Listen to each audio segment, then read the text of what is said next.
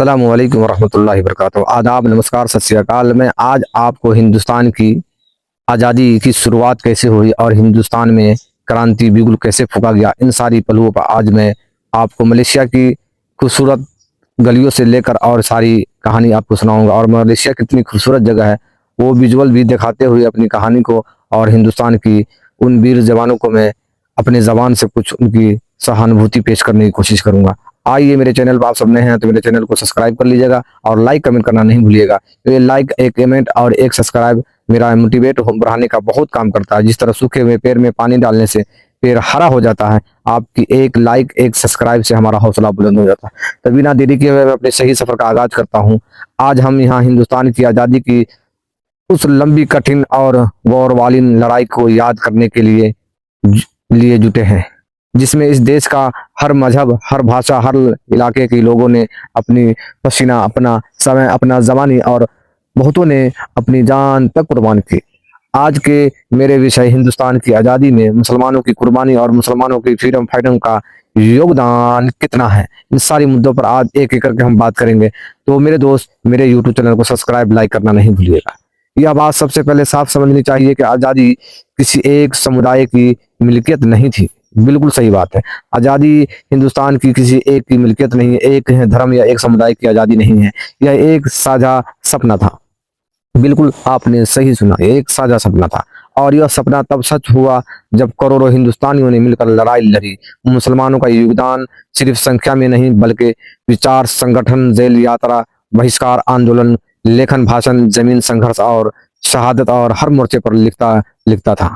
मेरे दोस्त, हिंदुस्तान की उन वीरों को भी सलाम करना पड़ेगा जिन्होंने अपनी जान की परवाह किए हुए और जान की आहुति लेते हुए उन अंग्रेजों को हिंदुस्तान से भगाने की कोशिश नहीं किया बल्कि अपनी जान की बाजी लगा दी। आइए, आज़ादी की लड़ाई सिर्फ जंग नहीं, एक जन आंदोलन।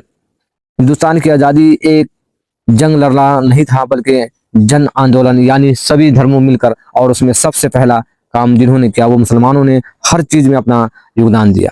1857 से लेकर 1947 तक भारत का स्वतंत्रता संग्राम कई चरणों से गुजरा। कभी क्रांति के रास्ते से, कभी सत्याग्रह से, कभी जेल भरो आंदोलन से, कभी विदेशी सामान के बहिष्कार से।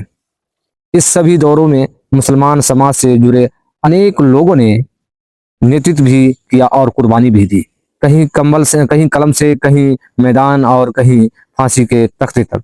यानी हर मैदान में मुसलमानों ने अपनी जी जान लगाकर और हिंदुस्तान को उन गोरे अंग्रेज से आज़ादी के लिए अपनी जान की सहानुभूति दी। उनको सलाम है, नमन है, आदाब है। और हमारे चैनल पे आप सब नए हैं तो सब्सक्राइब, लाइक करना नहीं भूलिएगा। जिस तरह सूखे हुए पेड़ में पानी डालने से पेड़ हरा हो जाता है, आपकी एक लाइक, एक कमेंट से हमारा उतना ही हौसला बढ़ता है जिस तरह आप एक आदमी को किसी चीज का मदद करते हैं।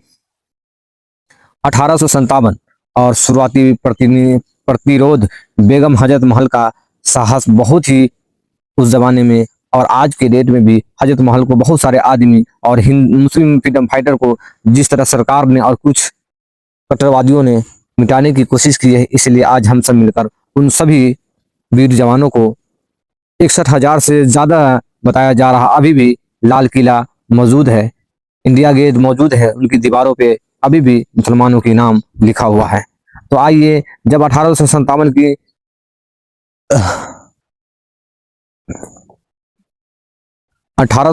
की चिंगारी भड़की, तब अवैध की धरती से बेगम हजरत महल का नाम रोशनी की तरह उभरा। उन्होंने सिर्फ राजनीतिक विरोध नहीं किया बल्कि लखनऊ में प्रतिरोध का नेतृत्व भी किया।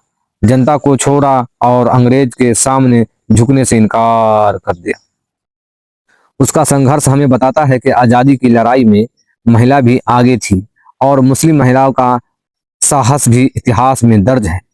मगर आज कुछ नफरतबाज और कुछ ऐसे हुकूमत है जो उनकी साहस और उनकी कुर्बानी को भुलाने की पूरी पूरी कोशिश कर रहे हैं। आइए हम सब मिलकर उनकी कुर्बानी को हमेशा हमेशा के लिए इस याद में और इस तख्त में समेट देते हैं और हमेशा हमेशा के लिए अमर कर देते हैं।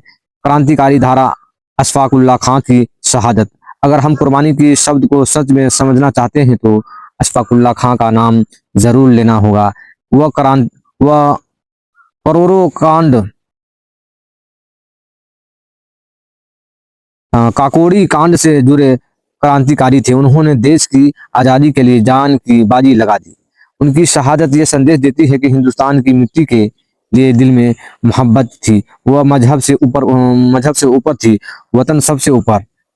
आप चाहे तो मंच पर एक छोटा वाक्य जोड़ सकते हैं, वह वतन ही है, वह तेरी राह में जो भी आए हम मुस्कुराकर कबूल करेंगे।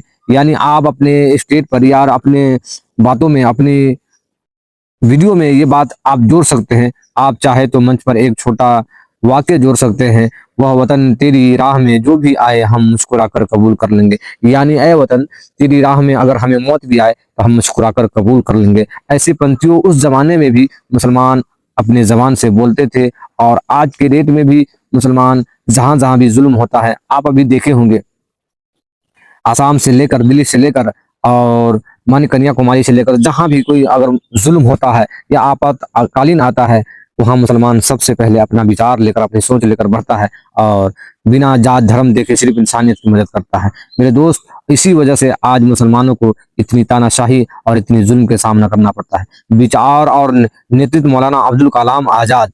अब आइए उस नेतृत्व की ओर जिसने राष्ट्रीय एकता और शिक्षा के लिए देश को दिशा की। मौलाना अब्दुल कलाम आजाद वह सिर्फ एक बड़े आलिम व्यक्ति नहीं थे, बल्कि आजादी की राजनीति में एक मजबूत संघर्ष थे। उन्होंने बार बार कहा कि भारत की आत्मा उसकी गंगा जमनी तहजीब में है, जहां अलग अलग पहचानों मिलकर एक राष्ट्र बनती है। जेल, आंदोलन और कठिन दौरे उन्होंने सब सहा, मगर देश की एकता को, विचार को कमजोर नहीं होने दिया। ये है हमारे एपीजे अब्दुल कलाम, यानी राष्ट्रपति मौलाना अब्दुल कलाम आजाद। उन्होंने देश की एकता को कभी टूटने नहीं दिया। खिलाफत खिलाफत असहयोग और जन जागरण। मोहम्मद अली जौहर और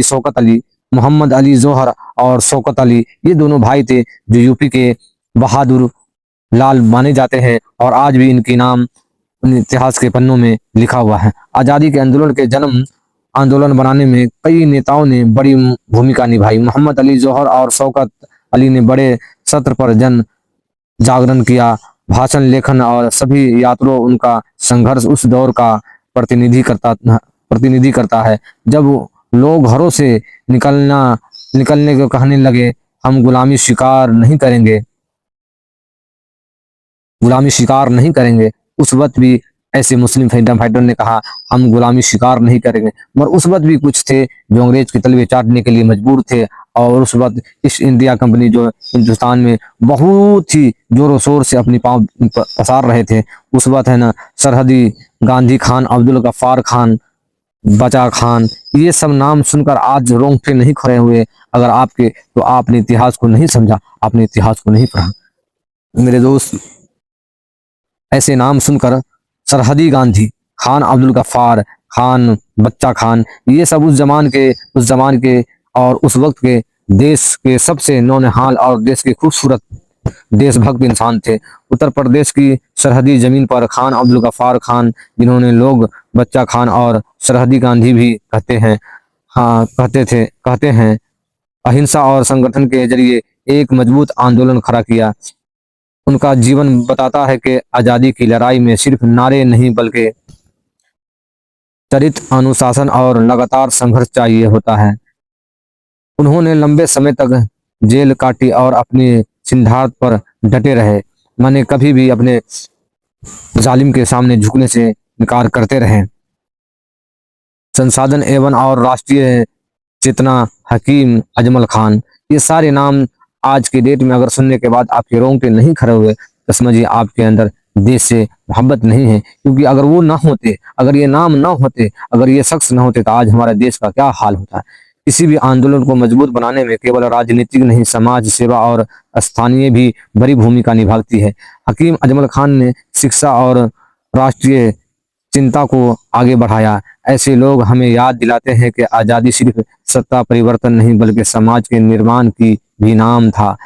आम लोग की कुर्बानी, जेल, लाठी, धरती के नुकसान, जब जरा उन अनगिनत नामों को भी याद करें तो किताबों में कम मिलते हैं कि किसी मजदूर, दुकानदार, छात्र, शिक्षा, मौलवी, कारिंग कारिंग जिन्होंने आंदोलन में हिस्सा लिया, जिसने जेल काटी, किसी ने लाठी खाई, किसी ने नौकरी खोई, किसी ने घर बार छोड़ा, किसी ने अपना कारोबार दांव पर लगाया। विदेशी बहिष्कार, चांद सत्यार, इन सब ही मुसलमानों ने भी उसी तरह भाग लिया जैसे बाकी विदेशियों ने। यह कुर्बानी सिर्फ एक समुदाय की नहीं थी, यह मुल्क के हर बच्चे की थी जो गुलामी से पैदा हुआ और आज़ादी में सांस लेना चाहता था। ऐसे वीर जवानों को नमन है और सलाम है। आज हम आज जब हम आज़ादी की बात करते हैं तो हमारा कदम सिर्फ तारीखी दोहराना नहीं होना चाहिए। आज का सवाल है, हम उस कुर्बानी का हक कैसे अदा करें। आज़ादी मिल गई और आज़ादी का हमें हक अदा न कर सके तो हमारे लिए बहुत ही दुर्भाग्य है, बहुत ही दुर्भाग्य है। आइए उन वीर जवानों को हम अपने हाथों से सलामी अकीदत पेश करता हूँ। हमें याद रखना चाहिए, भारत की आज़ादी झांसी विरासत है। शहीदों का सपना इंसाफ, बराबरी, अमन और शिक्षा था।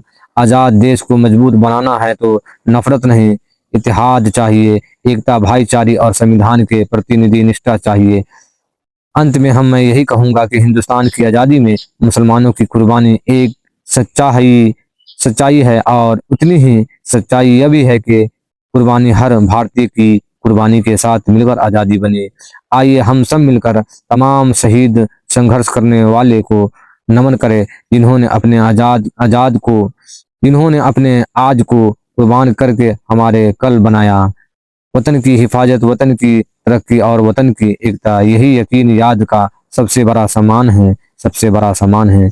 जय हिंद, जय भारत। हमारा वीडियो आपको पसंद आया तो लाइक, कमेंट, शेयर करना नहीं भूलिएगा, क्योंकि हिंदुस्तान की आज़ादी और हिंदुस्तान में जो भी छोटी बड़ी गतिविधि होता है, जहां भी अगर सरकार नाइंसाफी करता है, उन सारी बातों पर हमारा चैनल आपको सच दिखाने की कोशिश करेगा। इसके लिए आप सबका दिल से आभारी है। Thank you so much. Love you दोस्त, लव यू फ्रेंड।